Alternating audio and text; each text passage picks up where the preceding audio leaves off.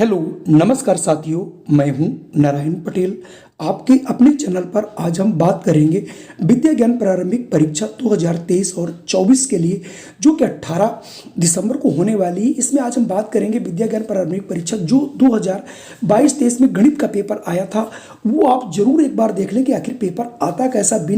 बिना इस पेपर को देखे हुए आप अंधी में तीर मत चलाइए, और आप इन पेपरों को अगर हल कर लेते हैं तो 100% आपकी सफलता हाथ में। आप ये जरूर देखिए किस प्रकार के प्रश्न आते हैं। तो आइए फटाफट शुरू कर लेते हैं।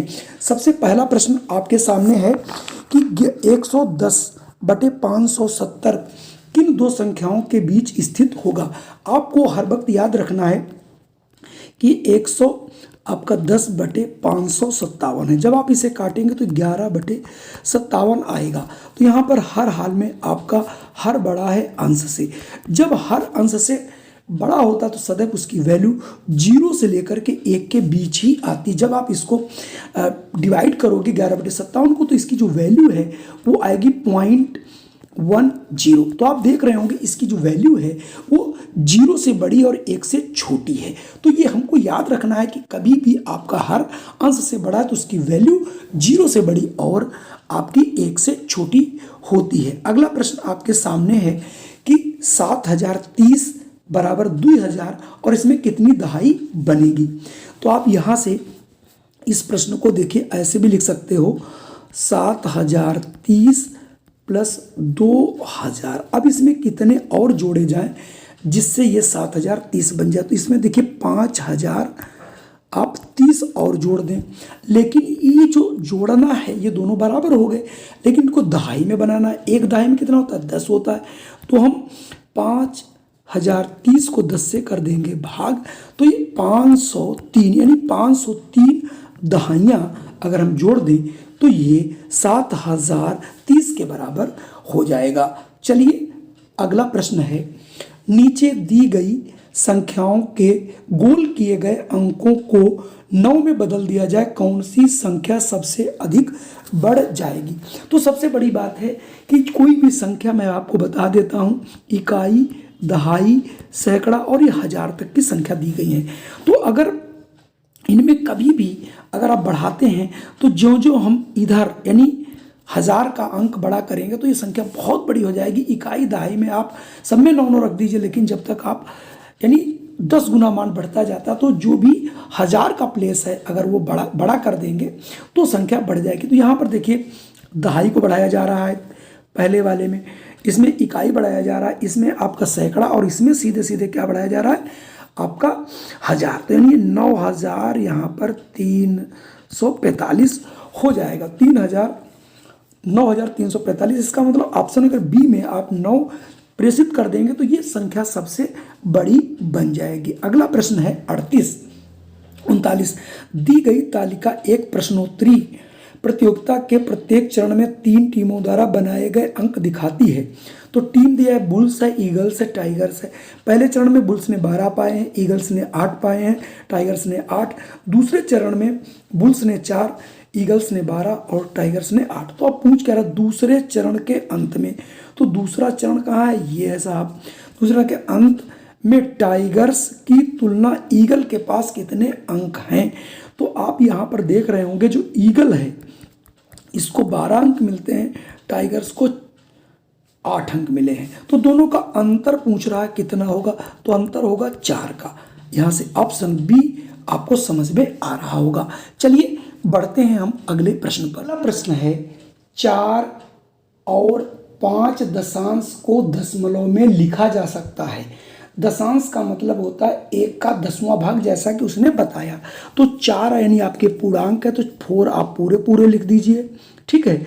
4 और उसमें जो है दशांश कितना है? 5 दशांश, यानी 5/10। जब आप इसको सही करके लिखेंगे तो 5 प्लस 0.5 आएगा, दोनों जोड़ देंगे तो 4.5, अर्थात बी वाला ऑप्शन बिल्कुल सही होगा। चलिए अगले प्रश्न पर बढ़ते हैं। अगला प्रश्न है, एक रेडियो कार्यक्रम प्रतिदिन सुबह 5 घंटे चलता है। मतलब ये 1 घंटे से लेकर के 5 घंटे तक का कोई एक प्रोग्राम आपका चलता है, ठीक है। 1 घंटे, ये 2 घंटे, ये 3 घंटे और ये 4 और ये 5 घंटे कोई प्रोग्राम है। कार्यक्रम के प्रत्येक आधे घंटे में 30 मिनट गाने बजाए जाते हैं और शेष समय विज्ञापन दिखाया जाता है। विज्ञापनों के लिए कुल कितना समय है? अब आप देखिए यहाँ से ये 30 मिनट, जब हम 25 मिनट पहुँचेंगे 1 घंटे पहले, तो 5 मिनट का आधे घंटे में 5 मिनट विज्ञापन, फिर अगले में 5 मिनट का, यानी 1 घंटे में हम 10 मिनट का विज्ञापन यहाँ पर देख रहे हैं। तो कुल मिला के प्रोग्राम हो रहा है 5 घंटे का। तो ये मतलब हुआ कि हमें 10 बचे 50, यानी हमें 50 मिनट जो है आपको विज्ञापन के लिए देखना पड़ेगा अगर हम 5 घंटे के गाने सुनते हैं। अगला है, इनमें से कौन सा विकल्प 3/5 के बराबर है? तो 3 आप यहाँ देख रहे हैं 3/5, तो इसका मतलब 5 से हम 3 को कर देंगे भाग जा नहीं रहे तो हम लगाएंगे दशमलव, बढ़ाएंगे 0, तो 5 6 30, इसका मतलब 0.6, यानी 0.6। ऑप्शन सी वाला बिल्कुल सही होगा। नीचे दिए गए वजन के पैमाने पर अजय और फारूक के वजन को दिखाया गया है। अजय का वजन ये दिया गया है, फारूक का ये दिया है। तो अजय जो है हमारा, ये यहाँ पर कितना वजन आपको दिखाई पड़ रहा है? तो अजय के वजन देखिए 40 kg आपको यहाँ पर दिखाई पड़ रहा है। और जो फारूक है इसका अगर आप वजन देखें तो 40 और 5 45 किलोग्राम है। तो पूछ रहा फारूक का वजन अजय से कितने किलोग्राम अधिक है? आप यहाँ से देख करके पता लगा सकते हो। तो सीधा सीधा 5 किलोग्राम का अंतर आ रहा है। तो यहाँ से ऑप्शन बी वाला जो है आपका बिल्कुल सही हो जाएगा, यानी ऑप्शन यहाँ से हम बी को सही कर लेंगे। चलिए बढ़ते हैं अगले प्रश्न पर। अगला प्रश्न है, नीचे दी गई तालिका में बेंगलुरु बस स्टेशन से अलग अलग स्थानों के लिए जाने वाली बसों के निकलने के समय को दिखाया गया है। चेन्नई से एर्नाकुलम, मंगलोर, ऊटी, ये सब के निकलने के समय यहाँ पर दिए गए हैं। तो गीता शाम 6:20 पर, मतलब गीता जो है वो वहाँ पर 6:20 पर पहुँची। और कब पहुँची? ये आपका शाम को पहुंची। तो इसका मतलब यहाँ पर आपको बता दूं कि दिन का जब 12 बजता है तो 12 के बाद ये अगला जो टाइम होता है 13-14 बजता है। तो इसका मतलब 12 बजे पहुंची है। और 6 तो 12 6 18:20 ये आपका बस स्टेशन पहुंच गई। तो पूछ रहा है वह अगली बस से एर्नाकुलम जाना चाहती है। तो एर्नाकुलम के लिए देखिए 15 बजे आपकी एक बस है, दूसरी 18 बजे की बस है। तो अब जाएगी 19:15 पर। ये देखिए 19:15 पे अगली बस जानी है और हम पहुंच चुके हैं यहाँ पर 18:20 पर। इसका ये मतलब हुआ कि अगर हम 19 बजकर के जो बस हमारी छूट रही है वो 19:15 पर, यानी 19 घंटे 15 मिनट, और हम पहुंच गए 18:20 पर। ठीक है, ऐसे।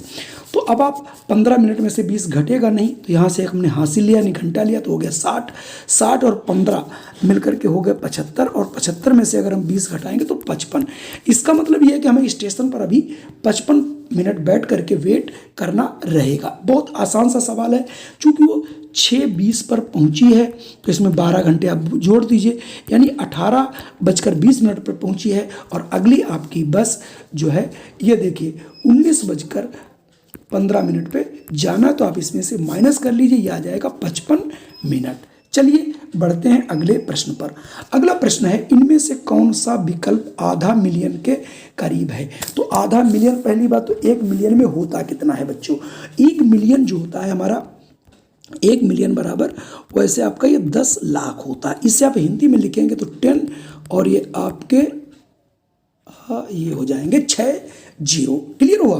अब पूछ रहा कि इसका अगर आप आधा करते हो तो 2 एकम 2 पंजे 2 0, 2 पंजे तो 2 0, ये और ये, इसका मतलब 5 लाख। ठीक है, मेरी बात समझ में आ रही होगी। 5 लाख के कौन सा करीब है? तो चूंकि 50,000 तो ये हो ही नहीं सकता यहाँ पर।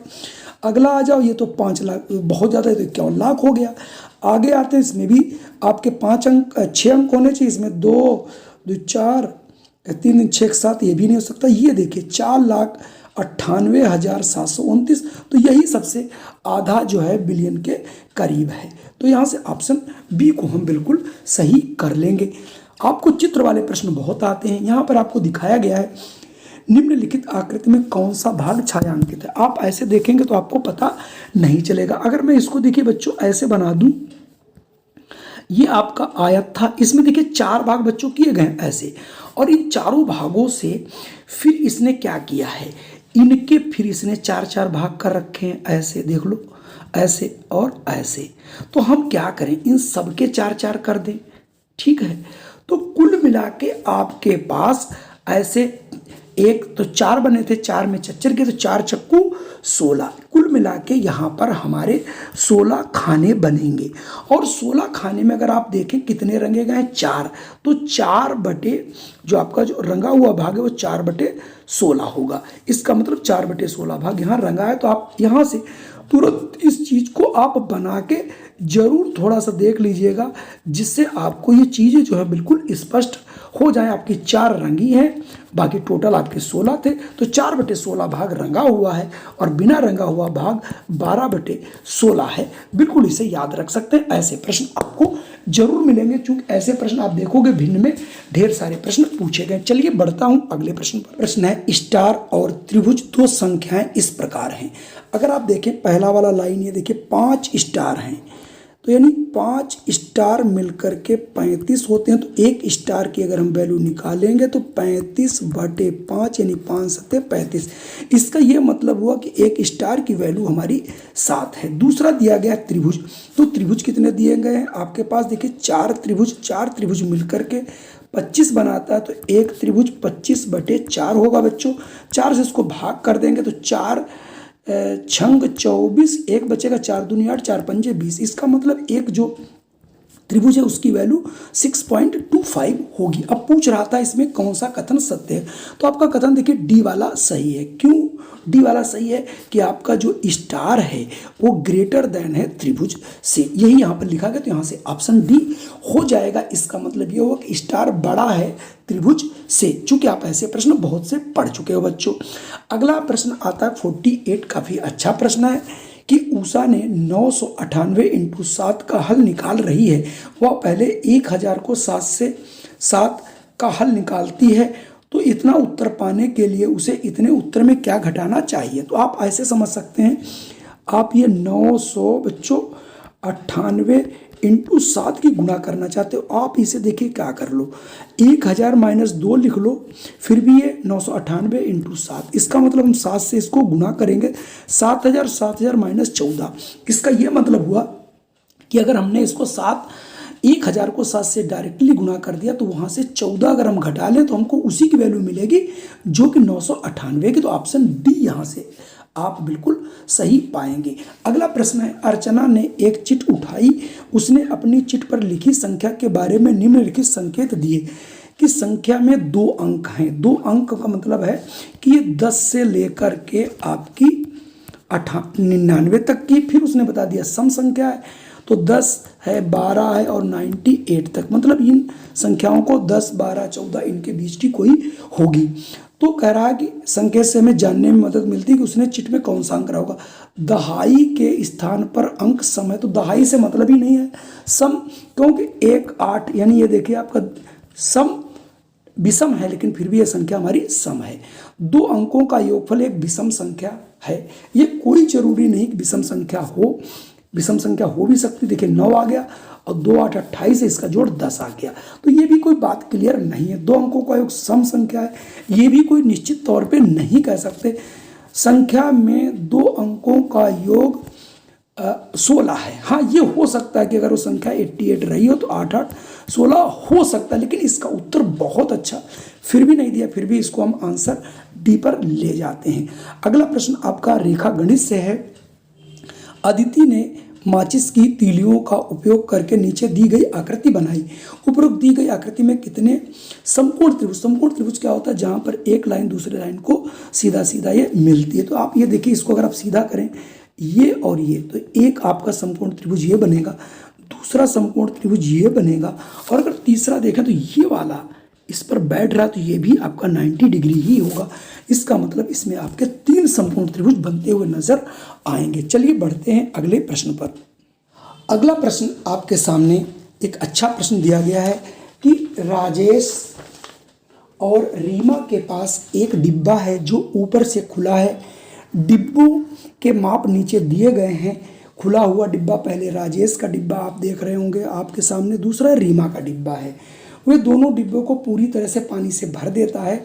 इनमें से किस डिब्बे में अधिक पानी आएगा? तो मैं आपको बता दूं, इसने इसकी देखिए पानी आने का मतलब आयतन की बात कर रहा है। तो अगर मैं पहले आयतन किसका निकाल लूँ? राजेश का।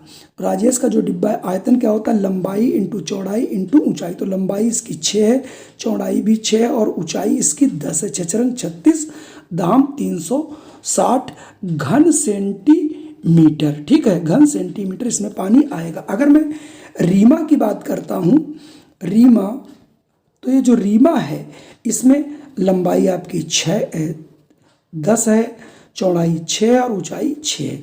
10 छंगा 60 और 6 36, 360 इसका भी आएगा। इसका मतलब दोनों के आयतन बिल्कुल बराबर हैं। इसका मतलब यह होगा कि यहाँ से ऑप्शन सी सही होगा, क्योंकि दोनों में पानी बराबर आएगा, इसलिए कम ज़्यादा आने का कोई सवाल ही नहीं उठता। अब देखिए 52वां प्रश्न है। नीचे घड़ी द्वारा दिखाए गए समय को देखो। अगर आप इस घड़ी को यहाँ से देख रहे हो तो आपको ये बताना पड़ेगा कि इसमें जो घड़ी है इस समय कितना बजा हुआ है। तो आप यहाँ पर देखें तो यहाँ पर देखिए 1:43 हुआ है। कितना? 1:43 हुआ है। अब कह रहा है निम्नलिखित में से कौन सी घड़ी 10 मिनट के बाद समय दिखाएगी? तो 10 मिनट का अगर हम समय इसमें और जोड़ देते हैं तो जो घड़ी 1:53 का समय दिखाएगी वही सही है। तो ये तो देखिए 50 पर ही अभी नहीं पहुंच पाई, ये देखिए 50 पर अभी पहुंची है और ये 50 3 53 पे पहुंच गई। और ये देखिए 50 और डी वाला जो अगर देखोगे वो भी आपका जो है 54 पे पहुंच रहा है, नहीं 11 × 55 पर पहुंच गया। तो इसका मतलब ये भी नहीं हो सकता। तो ऑप्शन सी वाला बिल्कुल सही है, जो कि आपका 1:53 का समय दिखा रही है। अगला प्रश्न है, इनमें से कौन सा विकल्प 2 दशांश के बराबर है? तो 2 दशांश मतलब बटे 10। तो 2/10 को जो व्यक्त करे, आप इसको सरल कर लीजिए। 2 × 1 = 2, 2 × 5 = 10, अर्थात 1/5 को जो दिखा रहा वही सही उत्तर होगा। चलिए बढ़ते हैं अगले प्रश्न पर। अगला प्रश्न है, निम्नलिखित में से कौन सी संख्या 60,000 से छोटी विषम संख्या है? तो सबसे पहले हम यहाँ पर 60,000 ढूंढने का प्रयास करेंगे और उससे छोटी संख्या को ढूंढेंगे, वो भी विषम। तो विषम होने के लिए अगर उसके इकाई का अंक 1 हो, 3 हो, 5 हो, 7 हो, 9 हो, तो इसमें देखिए 3 है एक, तो ये दोनों सम ही हो गए, तो ये दोनों हो नहीं सकती। अब इन दोनों में हम संख्याओं को आखिर ये देख लेते हैं कि कौन सी छोटी और कौन सी बड़ी। तो इकाई, दहाई, सैकड़ा, हजार, 10,000, लाख, तो ऊपर वाली संख्या लाख में तो ये भी नहीं हो सकती। इसका मतलब ये देखिए 56,913 ये आपकी विषम संख्या भी है और 60,000 से कम भी है, इसलिए यहाँ से ऑप्शन डी बिल्कुल सही होगा। अगला, नीचे दी गई आकृति को समान भागों में बांटा जा सकता, आकृति का कौन सा भाग छायांकित है? कुल मिला के मैंने बहुत बार कहा है कि भिन्न के प्रश्न बहुत आते हैं। तो इस प्रश्न को करने के लिए अगर आप यहाँ पर भी, जैसा कि मैंने अभी पहले भी आपको बताया था, इस आकृति को आप थोड़ा सा अगर आप ऐसे बढ़ा लेते यूँ, तो आप यहाँ से देख रहे होंगे टोटल भाग आपके देखिए 2, 2, 4, 2, 6, 2, 8, यानी टोटल 8 भाग हैं यहाँ पे आपके। कितने? 8 भाग। उसमें से रंगे कितने हैं? 2 भाग। तो 2/8 भाग छायांकित है और आपका 6/8 भाग बिना छायांकित है, तो आप यहाँ से लगा लेंगे। अगला प्रश्न है कि यहाँ एक घटाव का सवाल दिखाया गया है जो कि सही तरीके से हल किया गया था। उस कागज पर स्याही गिर जाने के कारण घटाई गई संख्या और जवाब में कुछ हिस्सा नजर नहीं आ रहा है। जिस संख्या से ऊपर की संख्या को घटाया गया वो संख्या कौन सी हो सकती है? तो बच्चों देखिए आपके सामने एक थोड़ा सा धर्म संकट ना आए, यहाँ पर मैं लिख देता हूँ। देखिए 8, सॉरी थोड़ा सा लिखने में दिक्कत आ रही है। तो देखिए पहले 8 है, 7 है, 6 है, 4 है और ये 9 है, 3 है। अब यहाँ से ये पता चलता है जब इसको घटाया गया तो ये 8 आ रहा है, यहाँ 7। इसका मतलब यहाँ पर कोई संख्याएं हमारी नहीं है। जो यहाँ 5 ये आ रहा है, 5 यहाँ पर आ रहा है, इसका ये मतलब है यहाँ पर या तो 1 होगा या फिर यहाँ पर कोई ऐसी संख्या लिखी गई। अब हम ऑप्शनों पे जाते हैं। अगर मैं यहाँ पर देखिए 500 संख्या लिख देता हूँ तो ये 9 3 आ जाएगा, इसको हासिल दे देंगे तो यहाँ पर देखिए 5 ही आएगा और यहाँ 14 में से 5 जाएगा 9। इसका मतलब ये संख्या यहाँ पर 500 ही फिट बैठ रही और कोई संख्या ऐसी नहीं है जिसको घटाने से, और देखिए 100 घटाते हैं तो आगे 6 आना चाहिए था, बाकी 5000 घटाएंगे तो और ये छोटी हो जाएगी, और अगर 10,000 घटाएंगे तो ये पूरा आंसर ही मैच नहीं करेगा। अगले प्रश्न की बात करता हूँ। नीचे दिए गए कोण की माप क्या होगी। तो कोण वैसे तो आप बच्चों ने देखा होगा इधर से आप मापते हो, लेकिन इस वाले में कोण उन्होंने देखिए जो रेखा बनाई है वो ऐसे गाढ़ी करके बनाई। इसका मतलब कोण ऐसे मापना है आपको, ठीक है। अगर ऐसे कोण को आप मापते हो तो इधर से नहीं मापा गया, ये देखिए थोड़ा गहरा है, तो इसका मतलब यहाँ से 0 से चल करके 20 और 5 25, तो ये 25 डिग्री है। अगर ये इधर की ओर कोण आता, ऐसे मापना होता, यहाँ से अगर ऐसे बनाता तो आप यहाँ से ये वाला माप के ले आते, ठीक है। तो आपका ये 155 के बराबर इधर से माप आपकी आ जाती। अगर हम कोण इधर से मापते तो ये 155 आता। वीडियो बहुत लंबा हो रहा है, इसलिए अगला भाग आपको जल्द ही लेकर के आऊँगा।